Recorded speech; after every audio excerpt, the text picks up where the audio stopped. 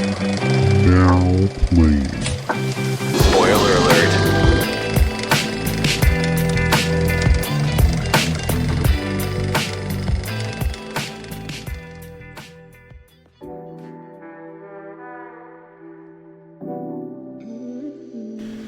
Hey y'all, it's me, Kelsey, back with spoiler alerts. I know it's been a minute, but we back, we here. Where have you been? You were gone forever. I took a little time off because I wasn't in the right headspace, but now I'm back because I got inspired and I can't wait to talk about this movie with you guys. First, I definitely want to kind of tell y'all what I've been watching, and honestly I've been watching a whole lot because y'all know this is my main hobby. And I did watch that new show on Netflix called Beef, but after the controversy with David Cho, I do not recommend that, and also it wasn't that great, so y'all really aren't missing anything. And like I said, I've been in a funky headspace, so I've been watching shows that make me happy. And one of my favorite shows to watch right now is The Nanny. It's on HBO. It has 6 seasons, and it's just, honestly, it holds up. There's not a whole lot of, politically incorrect things. The fashion is amazing. The storylines are still cute. I'm with all of it. So I definitely think y'all should watch it if y'all just want some fun 90s nostalgia. Anyways, I think we're just gonna hop right into this. Okay, so the movie that inspired me to come back to you guys was the 2022 Puss in Boots: The Last Wish. Really, bitch? Really? Now y'all know I love a good animation, and when I went to go watch this movie, because it finally came out on Peacock, and so when I went to watch it, I wasn't really expecting much, but when I tell you, I was sat there in my seat glued to this TV, because I just had it on doing laundry, but I was so intrigued. I just kept watching and watching, and then I was I gotta start taking notes on this. I got really into it, so I figured I should jump in and tell you guys all about it. Okay, let's get it. Bitch, let's get it. Woo. Okay, so if y'all are new here, before I jump into it, let me tell you how I do things. So I'm gonna rate a movie based on the 4 C's: chain of events, characters, creativity, cinematography, and then finally overall. I give them a 1 out of 5 stars. So let's start it. Let's do it. Okay, let's go. So first we're gonna start off with chain of events, because I gotta tell y'all what this movie is about before I really just get into all of the details. Let me start this off by saying I did not see the first Puss in Boots, so I don't know if there's some overlap or continuing storyline type of vibes. So I just watched this as a singular movie. But Puss in Boots starts off, like a fairy tale, and it's about Puss, and he's just living his debonair lifestyle, and he realizes that he's on his last life, because cats are supposed to have 9 lives.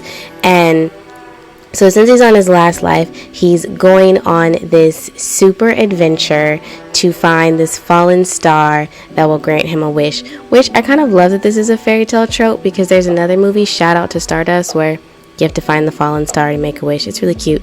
Anyways, so all of these hijinks ensue, and obviously multiple people are after this star because they want this grand wish. So we have Goldilocks and the 3 bears also after this star.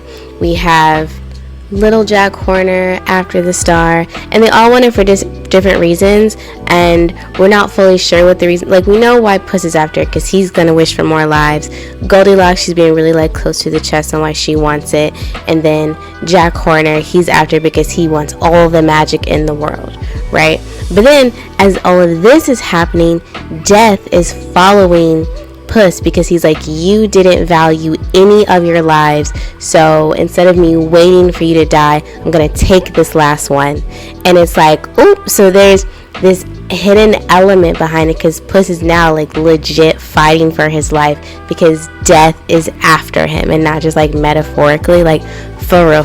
So is real cute, and you just like, you going along the adventure trying to see what's going on. And I'm not gonna give it away, but the ending is really cute. It definitely teaches you to value life and everything like that. Now, can I just say, the main reason why I was going to watch this in the first place is because on Twitter there was this comparison between a scene in the movie where Puss has this anxiety attack and like a dog calms him down, and then to Velma on HBO where she has an anxiety attack, and they're just like, Velma's was unrealistic, it's not good, blah blah blah, Puss in Boots did it right, like it's exactly how you're feeling, like all of this. And I'm just like, this animation really captured anxiety like that, like I have to see it.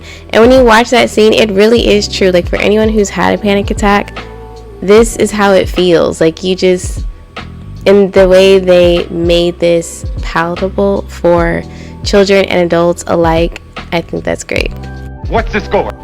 So this movie was about an hour and 42 minutes long, but it didn't feel super long to me.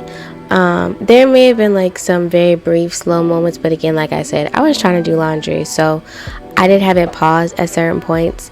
But I think the message was overall really good, and it kept my attention, like to the point where like I had to stop doing laundry, so that didn't get done. So I originally was going to give it a 3 out of 5, but the fact that, like I just said, it showed emotions that cartoons don't always do, or animations don't always do, so I'm definitely going to give it up a 4 out of 5.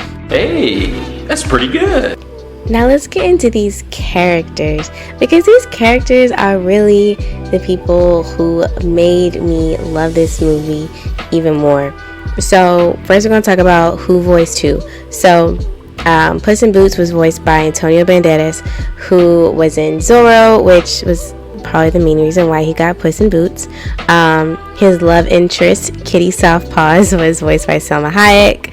And then Goldilocks was voiced by Florence Pugh. Perrito was voiced by Harvey Gillian, I don't know if I'm saying his last name right. Little Jack Horner was voiced by John Mulaney. Mama Luna was voiced by Davine Joy Randolph. Like, there's so many amazing people in this movie, and they just all did such a wonderful job. And it didn't take away either, because sometimes when I'm watching an animated movie, I'm like, I know this voice, and so I can't focus, but they just kind of really took over the characters, and I think that was great. My favorite character was probably the little dog who was pretending to be a cat named Perrito, who actually didn't get his name till the end of the movie because he had never had a real home, so no one had ever named him, which was so sad. Like, this movie had literal moments that will make you tear up and then like make you die laughing. It was just so great. But he was just my favorite. He was so cute and so sweet and oblivious, and he was just the happiest little thing. He just was happy to be there, and I thought that was really sweet. Now, on the complete opposite end of the spectrum, my other favorite character was Death, aka the wolf, whatever you want to call him. And he was my favorite because this man was a little scary. Like, for an animation, I was like, oh, Jump scare. that was a little intense. But his voice was so gravelly, and he was so serious. Like, he really had Puss running, and I could totally see why. Because this man was just like, you didn't deserve those other lives. And one of my favorite parts is when he's introduced in the movie, and he's saying, like, before he says who he is, he's just like, I've been there every time. I've been watching you. Every time you died, every time you died, I've been there in the corners. You just weren't paying attention to me because you were just in your own little world. But I know you. I know who you are. And it was like, it gave chills. And I know I may not be describing it to the best of my abilities, but it was good. And it was so good. Like, halfway through the movie, I had to pause. I'm like, who is this actor? Because I'm into this. I thought it was somebody else, but I had never even heard of him before, but he did a really good job.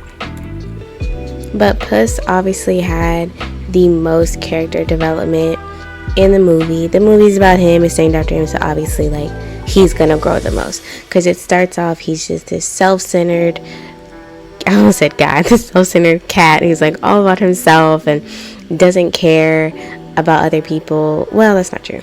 Liar!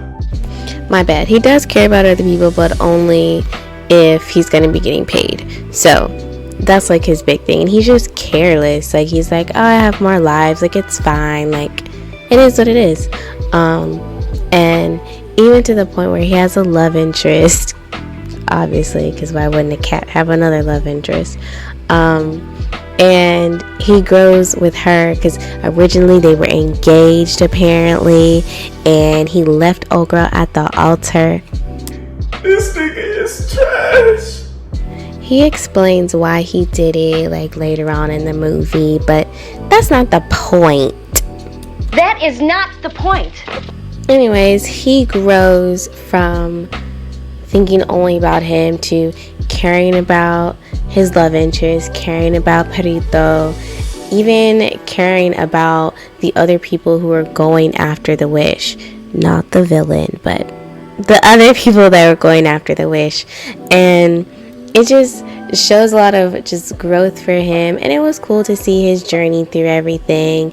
And even when we think he's doing something selfishly, he's actually still trying to help the other people in the movie. So I like that. Like, he had a lot of growth, and it was cute. It was good to see. It was actually cool because I feel like every character had growth in the movie, and that's what made it really cool, because I feel like a lot of movies now were so focused on the main character that they never flesh out anybody else. But Puss grew, Kitty Softpaws, I hate her name, Kitty Softpaws grew, Perrito, Goldilocks, like, everybody had a character arc, and I think that's what also made it entertaining, because yeah, we saw this one grand story, but there were also like 2 or 3 other stories going on, but it was still seamless, so it just all fit together, and it made everything just make sense. Like, everybody had a resolution at the end that was worthy of an end of a movie. So what is it? Obviously, I think the characters were amazing. They made the movie. Like, I love this little bitty dog so much. I was like, I kind of want a stuffed animal of him.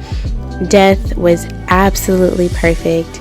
I'm rooting for my main character. I'm also slightly rooting for a potential bad guy. Like, I'm rooting for so many people. Like, it was really good. So characters are definitely 4 out of 5. Wow, that's good. Now let me get into this creativity. This movie, this is one of the reasons why I loved it so much. So let's just start with this animation. So this animation style was very similar to Into the Spider-Verse and Intergalactic, which y'all know is another fave of mine. And the producer and director, like, they pulled inspiration from Into the Spider-Verse because they were just like, that film was about comic books, and so they wanted you to feel like you were watching a comic book come to life. And so this movie was about fairy tales, so they wanted you to feel like you were watching a fairy tale book come to life. So everything was just kind of flowy and imaginative, and the colors were bright, and they really wanted you to look at a storybook, because when I was doing some research, they were saying that when they looked at fairy tale books, they noticed the colors, they noticed how things just kind of melded into each other, and they're like, that's what we have to do. So they took a different approach, because the original, like, Shrek movies and Puss in Boots and different things like that, they were just way ahead of the game 20 years ago. And so this movie came out 11 years, I think, after the first Puss in Boots, and so they're like, we can't do the same thing. We have to still be at the front of animation, because that was the whole point in starting this, like, Shrek multiverse type of thing. So they did their research, they realized what went well, and they did that. So the fight scenes and everything are more over the top, more grand, kind of like the movie Bad Boys, or The Bad Guys, I'm sorry, on Netflix, which is based off of a children's book. Very good animation again, and it's still very, very over the top, in your face. So it's kind of like the in your face for the kids, but also in your face because it's just done so well. We get it, man. Actually, I realized as I'm geeking out that cinematography and creativity go hand in hand with this movie, so I'm going to be rating them and talking about them together. So another thing that I loved about this movie were all of the hints and references to other things. Like, y'all know I love a good reference. So being that this was a fairy tale movie, they had to reference so many fairy tales. So like I've said already, there's Puss in Boots, there's Goldilocks, Little Jack Horner. Then they also have Mary Poppins, Pinocchio, Cinderella, Hansel and Gretel, Peter Pan, even had a little Fantasia reference, and Little Red Riding Hood. Like, I feel like I'm missing some, but there was just so many, and I love all these little tidbits because they really make it special, and it makes you pay attention, because I'm already watching this movie and I'm intensely looking at it and just trying to follow the storyline, obviously, but then to catch like snippets of other things, it just makes it even better and makes me want to like see what else I can find. So I want y'all to watch it and tell me if y'all found things that I didn't find. But yeah, all of that. And then the more, like I said, in your face references, like Clint Eastwood's The Good, the Bad, and the Ugly. Like, they had this scene where they're all riding into the final battle, showdown, whatever, and you see like the main person, and then in the foreground you see them kind of riding off into their destiny, and they all have this moment where they do that. It's very reminiscent in the westerns, and so I thought that was really cool. And they also had like an actual kind of western moment where they're drawing weapons and stuff, so those are very in your face references. Now, one of my favorite ones was Death, obviously, and before he comes on the scene, all you hear is whistling. And now I take this reference in two different ways. One, obviously, like we said, the westerns, and the whistling with the bad guy comes in the long trench coat and all that stuff. But what I took it as was a shout out to The Wire, Omar Little's character. And if y'all remember the scene when he first comes in, it's like, hold on, coming, man. And then he comes around the corner, and all you hear is whistling. Is dead silent, and this man in this long black coat. Shout out to Michael Kenneth Williams, R.I.P. You're acting and you are surely missed. But that is the reference I got. Like, he's just this badass guy who's out to kill people. And I was talking to my friend about it, and he was like, Kelsey, that's just a Western thing. I was like, no, they're referencing The Wire. I just know it. And that was like one of my favorite references in the movie, because every time Death came on the scene, it was creepy as hell and just perfect. Now, to bring it back to the creativity side of things, do I think that this story was super original? I'm gonna say yes. Like, I don't know of a lot of stories where cats are having to fight for their 9 lives, so I like that kind of spin on it.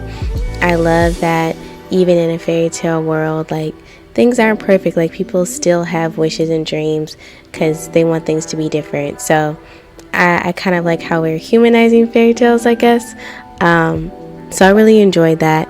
So if you hadn't noticed, like, the creativity and the cinematography obviously get 4 out of 5 stars for me, because that is what made me enjoy the movie the most. The angles were perfect, the animation was perfect, the references, like, all of the things. I was obsessed, and I had to tell y'all about it. So that must have meant it was pretty good, right? Yes, I love it. So I think this has been the most consistent rating that I've had for all the films that I've rated so far.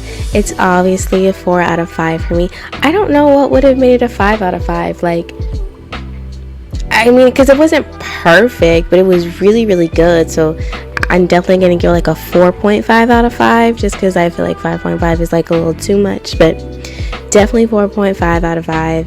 And I think y'all should watch it. I think it's so great, and I would love to hear how y'all felt about it.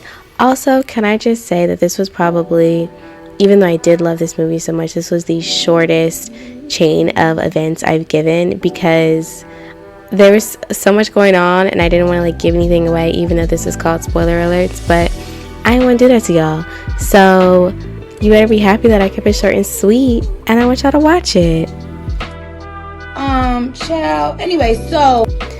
But I really hope you guys enjoyed this spoiler alerts episode. I was really excited to come back and talk to you guys.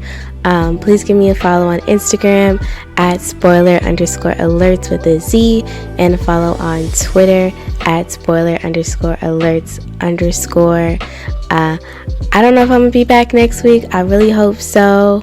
But stay tuned and see what happens.